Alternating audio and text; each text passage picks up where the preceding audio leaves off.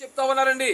ఏమని ముఖ్య విషయమని ఒక మాట చెప్తూ ఆయన పలికిన మాటలు ఏమిటంటే ఆయనే సంకల్పించిన నైజ పద్ధతిని విడిచిపెట్టి ఏమండి ఆయనే సంకల్పించిన నైజ పద్ధతిని అనగా నైజ పాపము తలంపులు పాపము నైజ పద్ధతిని విడిచిపెట్టి ఆయనే స్వయముగా మరియమ్మ విషయములో నెరవేర్చారు. ఏమిటి మరియమ్మ గారి విషయంలో ఏమి నెరవేర్చారట?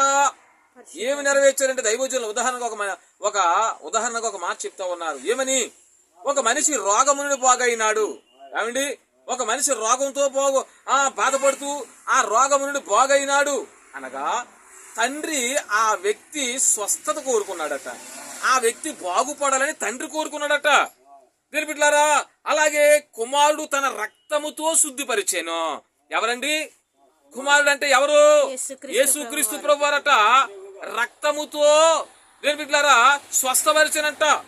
తండ్రి ఏమో ఏమంటున్నాడు? స్వస్థపడతాడు. దీని స్వస్థత కోరుకున్నాడు తండ్రి. కుమారుడు ఏం చేస్తా ఉన్నాడు? తన రక్తముతో శుద్ధిపరిచాను. మరి పరిశుద్ధాత్మ తండ్రి ఏం చేస్తున్నాడంట? బాగుపరిచాను అన్న దైవజనం. దేవుని స్తోత్రం. పరిశుద్ధాత్మ తండ్రి గారు ఏం చేస్తా ఉన్నారండి? బాగుపరుస్తున్నాడట. కాబట్టి దీని అందరూ కూడా పరిశుద్ధాత్మ తండ్రి గారిని కావాలని కోరుకోవాలి. పరిశుద్ధాత్మ తండ్రి గారి అంటే మాటలు కాదు.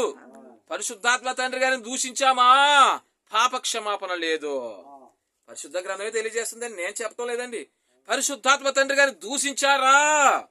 దేని బిడ్డలారా? తెలియకపోతే మాటలు కూరుకోలు. కానీ తండ్రి కుమార పరిశుద్ధాత్మ ముగ్గురిని ఎవరిని దూషించినా పాప క్షమాపణ లేదు.